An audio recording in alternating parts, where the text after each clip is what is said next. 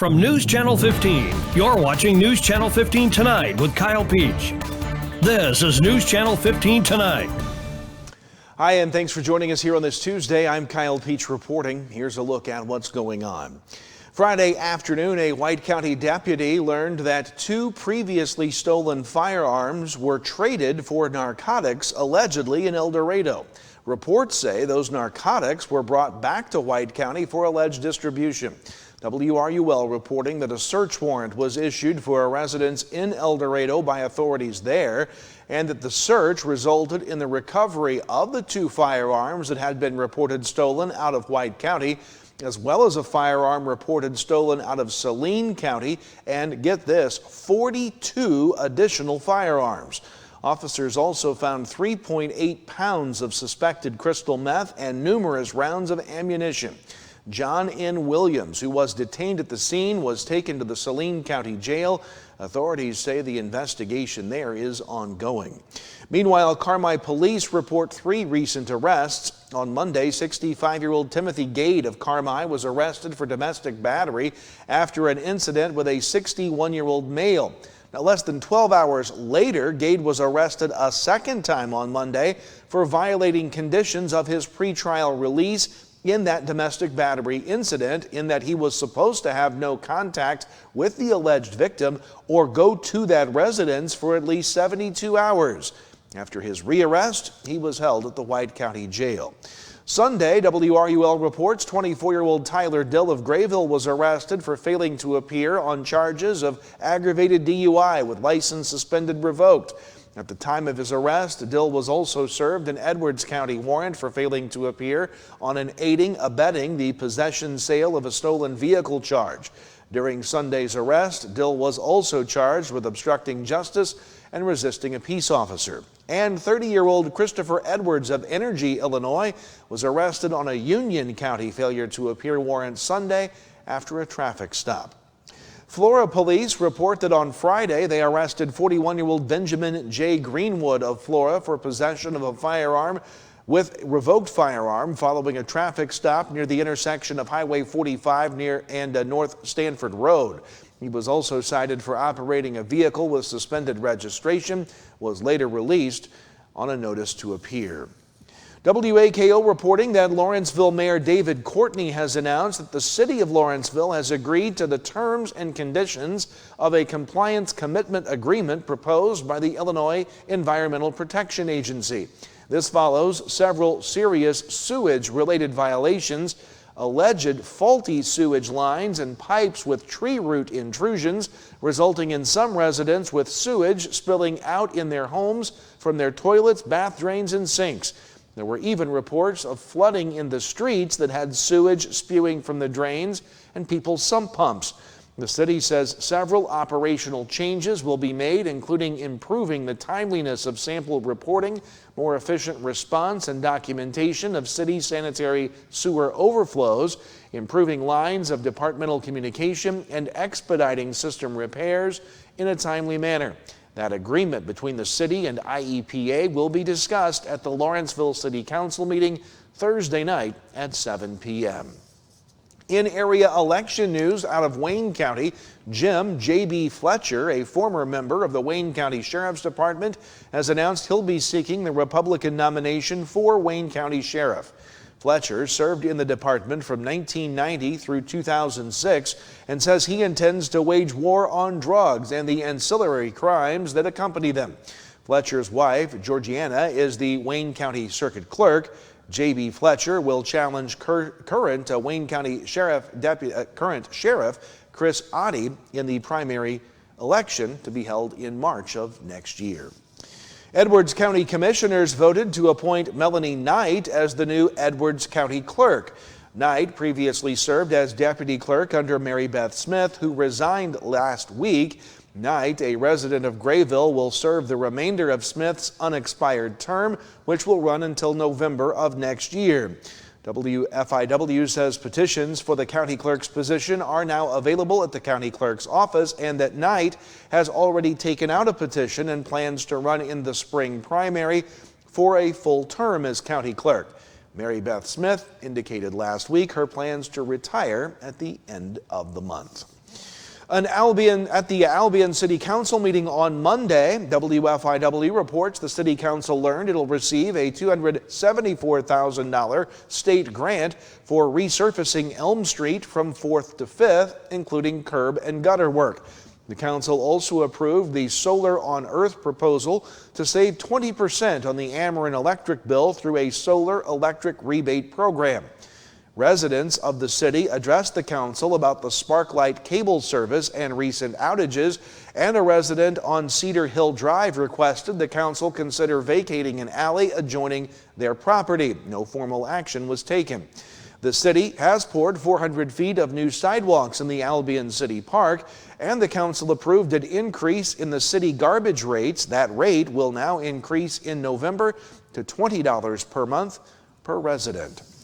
The City of Albion and Sunrise Sanitation have announced a fall citywide cleanup event to take place this Thursday only for Albion City residents. Those residents are reminded to place all eligible items neatly at the curb no later than the evening before the cleanup. Items must be sorted according to the guidelines provided by the city. Items not accepted include yard waste, rock, concrete, or construction materials, household garbage, metal or wood fencing, including swing sets and patio furnitures, car, lawnmower, or tractor parts, tires, batteries, paints, chemicals, or any excessive property cleanouts. They also say that all small items must be bagged. Meanwhile, the city of McLeansboro will hold its citywide cleanup this Wednesday through Friday from 7:45 to 3:30 and Saturday from 7:45 to noon. Residents can bring unwanted items to the city's light plant at 312 West Marketplace. Items that will not be accepted there include tires, batteries, air conditioners, furnaces, computers, TVs, liquids, and yard waste. That is for McLeansboro City residents only, and proof of residency will be required. In this note out of Richland County, the health office there has announced it will not have a walk-in COVID flu shot clinic tomorrow. However, they are taking appointments for those who would like to receive the vaccinations, whether on Wednesday or any other day this week. You can call the health office at 618-392-6241 or stop by 208 East Main to schedule an appointment. The health office will return to a walk-in clinic next week on Wednesday.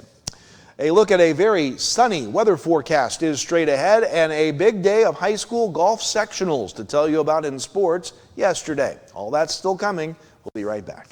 Introducing the Student Plus account from First National Bank, a free checking account designed for students and parents alike. With Student Plus, parents stay in control with real-time alerts and spending limits, while students learn to manage money safely and independently. Instant transfers, lost card protection, and customizable features make banking simple for the whole family. Getting started is easy. Just visit any First National Bank of Allendale branch with your student, set up mobile banking, and choose the features that work best for you. Student Plus accounts with First National Bank. Parents choose the controls, students learn responsibility. At Wabash General Hospital, we're more than healthcare. We are part of the team. Our athletic trainers proudly serve 13 area high schools and 3 junior colleges, standing on the sidelines and in the AT rooms every day. From keeping our athletes healthy to helping them chase their dreams, we're here for every student athlete, every game, every step of the way, from injury to return to play. At Wabash General Hospital, caring for athletes is our game. Hi, I'm Tony. I graduated Wabash Valley College at Mount Carmel, and it was the best decision ever. It gave me the opportunity to go on the air almost immediately. Within about a week of starting the broadcasting program at Wabash Valley College, I was DJ on 89.1 WVJC, and that on-air experience was invaluable to my future career and hiring potential.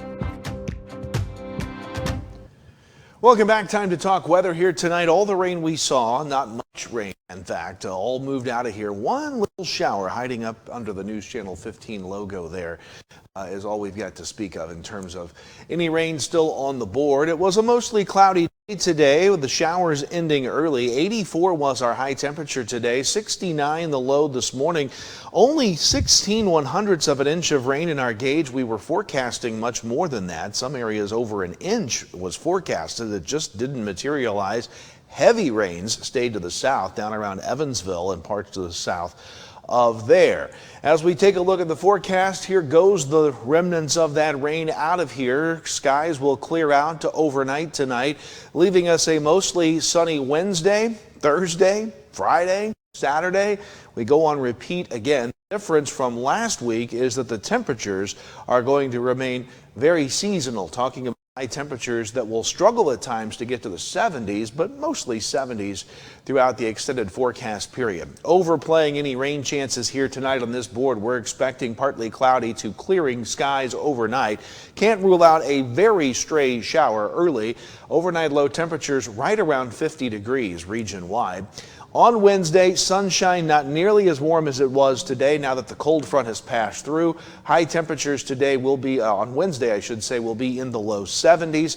On Wednesday night into Thursday morning, some of the coolest air we've seen. Clear skies, overnight lows into the low 40s on Thursday morning as we wake up.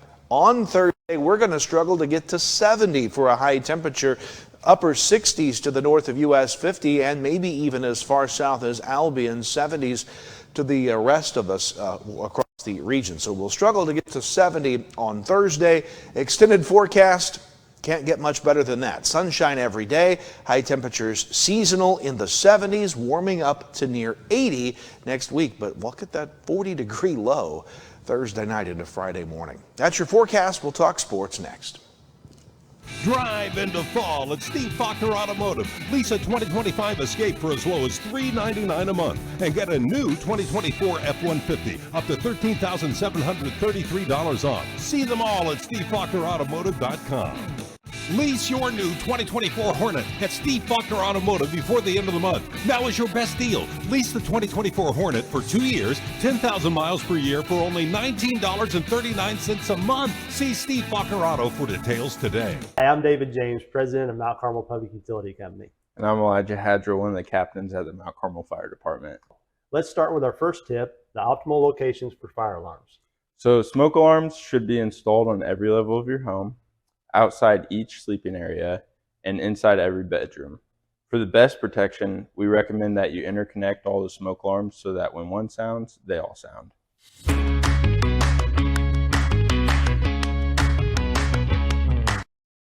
Grammy Award winner, country and gospel music legend Jimmy Fortune is coming to Wabash Valley College for a performance in the Brubeck Theater, Friday, October 17th at 7:30 p.m. Jimmy Fortune, the voice of the Statler Brothers, with hits like Elizabeth, plus Gaither music gospel hits like I Believe. Tickets are $35, $15 for those 17 and under, and are available by phone at 618-263-5164 or scan the QR code on your screen. Welcome back. Let's talk sports. At the IHSA Golf Sectionals yesterday, defending state champion Mount Carmel headed back to state as sectional champions. At the U of I Blue Course in Savoy, side of that sectional, the Lady Aces finished first at 294, besting second place St. Anthony by 28 shots at 322. Monticello also moves on to state in third at 325. The Lady Aces' Zimmy Moore, the sectional individual champion at 69. Teammate Miley Kennard second at 70. Ava Brummagem was sixth at 77. Miranda Kennard eighth at 78. Elise Swanson 12th at 79. Ella Turner 43rd overall at 89.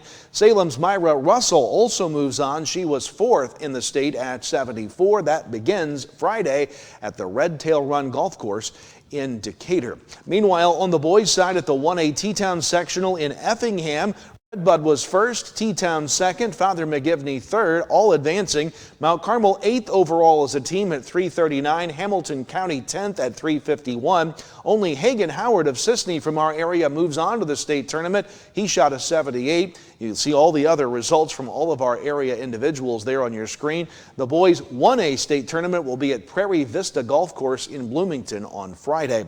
At the 2A Highland Sectional on the boys' side at Oak Brook in Edwardsville, Effingham St. Anthony finished first, Highland second, Alton Marquette third. Olney was credited at plus 34, which would place them in a tie for 10th, but the Tigers' Carson Amateur's score is not recorded on the state's website. Olney's Reese Glover does move on into the state finals with a 72, 6th overall. That boys' tournament will begin Friday at Wybring Golf Course in Normal. High school volleyball last night. Carmi beat Edwards County in straight sets. Mount Vernon beats Mount Carmel. Tinley Davis, her 500th career dig. Wayne City beat Christopher. High school golf, soccer, Pinckneyville beats Mount Carmel 4-1. College soccer, Wabash Valley fell this weekend to Indian Hills 8-0. And in college volleyball, we'll tell you about that tomorrow. Have a great night. We'll see you then.